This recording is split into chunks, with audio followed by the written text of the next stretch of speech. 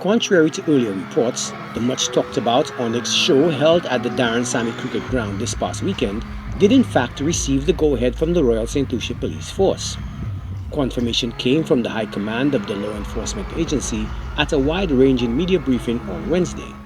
The show, which featured a controversial headline act notorious for gritty lyrics, was given the nod of approval by outgoing top cop Milton Daisy.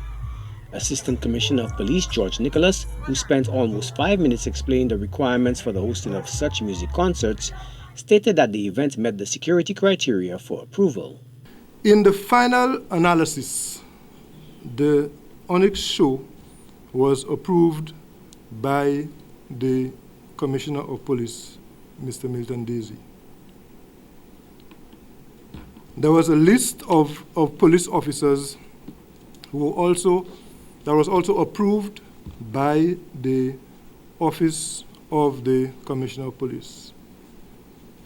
I was the one entrusted in providing the security for the show at the Onyx, at the Darren Sammy grounds. But what of contradictory letters which have since surfaced online and on social media regarding the sanctioning of the concert? I'm also aware of 2 letters being circulated in the public domain, and one showing that the show was not approved, another showing that the show was approved. It's not unusual that we find a change of decision in a matter like this. But in the final analysis, the Commissioner of Police approved the show, having been satisfied that all the conditions as it relates to the event was satisfied.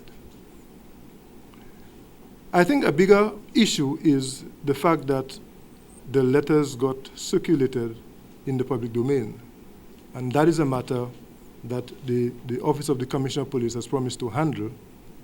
Deputy Prime Minister Dr. Ernest Hilaire on Monday expressed outrage over the show's approval, arguing it was inappropriate at a time when the nation is faced with challenges regarding violent crime.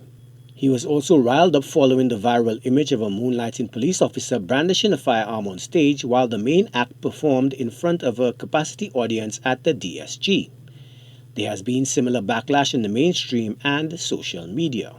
I know there's an issue of an officer on stage with a firearm. What I want to say is that particular officer was not part of the approved list that was signed by the Commissioner of Police.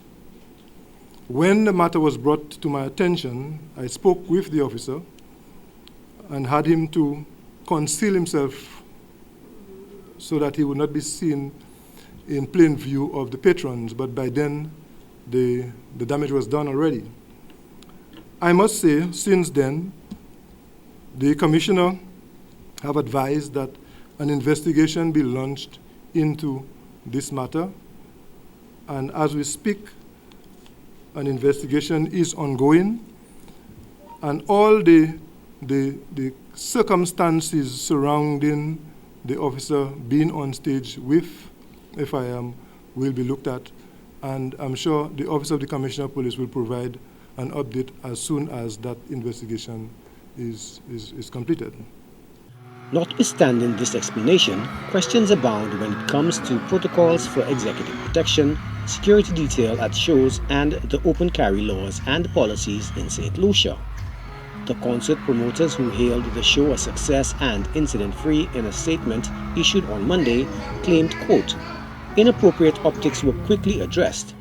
However, Dr. Hilaire, who is also the Culture Minister, warns that the concert justifies a state-backed review of the process of approval of music concerts and entertainment events in St. Lucia moving forward. Joachim Duplessis, HTS News Force.